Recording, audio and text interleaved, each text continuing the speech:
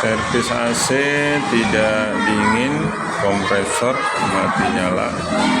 Kita sudah buka, kita cek dulu kapasitornya, guys. Ukuran kapasitor 24,58. Untuk kapasitor tadi 24,5, masih bagus ya guys ya. Oke guys, ternyata ini di bagian belakang kondensernya sudah tebal sekali ya guys ya untuk debunya. Nah, ini yang menyebabkan kompresor panas, jadi mesinnya mati.